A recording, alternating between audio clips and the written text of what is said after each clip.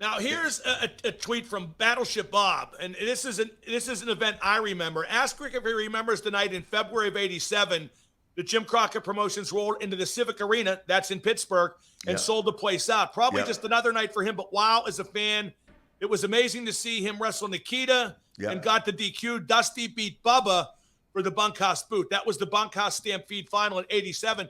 And by the way, Nate, did you know that to this day, because there's no more Civic Arena, there's no more Igloo, it's now across the street, the PPG Paints Arena, that was the biggest wrestling crowd in Civic Arena history. I did not know that. Yep. Wow, amazing. Yeah, I remember the night, I wrestled the Key a lot, and those bunkhouse, like, once again, I'm going back to the creativity of Dusty Rhodes. He came up with some great themes, and we had so much great talent to pull it off. It was great, and we all had fun. And Pittsburgh was a fun town. That Holiday Inn bar used to be live. Well, the Marriott. Well, it was Holiday Inn first, then the Marriott. Yeah, you're not old enough to remember the Holiday Inn. I was there. Trust me. Little Italy. You just didn't know. You just didn't know me then. And but then our first spot was the Marriott had that kind of tiki bar, didn't it? Oh yeah, the wine deal. Yeah, that's where me, you, and Teddy used to go. Exactly. Yep. Love that. See, Marriott's gone. They've gone PG now.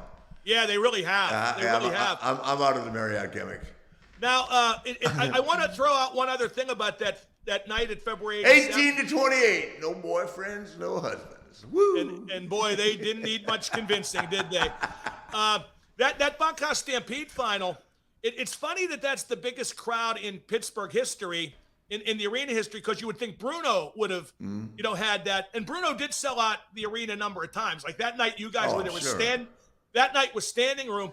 But Bruno wasn't a lock in Pittsburgh to sell out simply because you saw him around town all the time. Does that make any sense?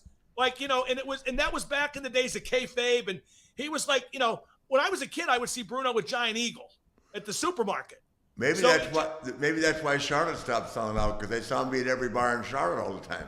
Well, no, they kept selling out, but that's real recognizing real right there.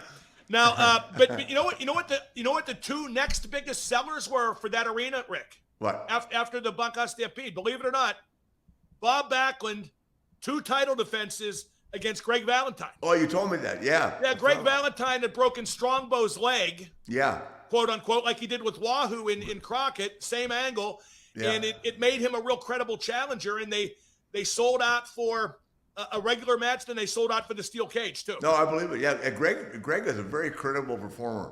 Yeah, no question. You couldn't see through his stuff at all. Well, and Bob was a good champ too. He was a vulnerable champ, and that's what a babyface champ should be. Correct? Yeah. You know why they put the belt on Bob, right? Refresh my memory. Because he could shoot. Oh, that's right. That's right. They didn't want it going anywhere.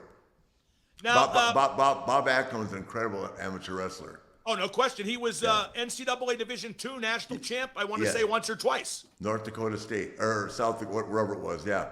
Absolutely. And back in those days, Nate, I might add, I don't know if they did or didn't, but there was a time, I don't know if they did it with Backlund, there was a time when the Division II champ would go the next week to the Division I tournament and compete. I don't know if they did or not. Well, you know who won? You know who won Division II and Division I 2 years in a row, both tournaments?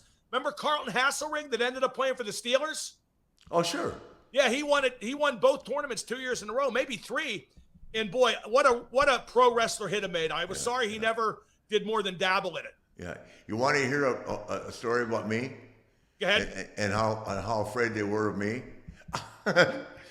Bob Geiger calls me one day and he goes, "Listen, they want to switch the title in Japan.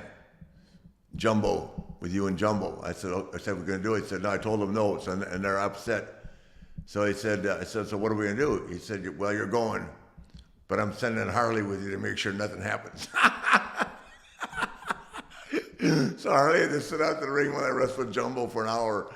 That says a lot about you and Harley, I think, doesn't it? No, I think it was implying that Jumbo could beat me if you had to. Yeah, I think that might have been true.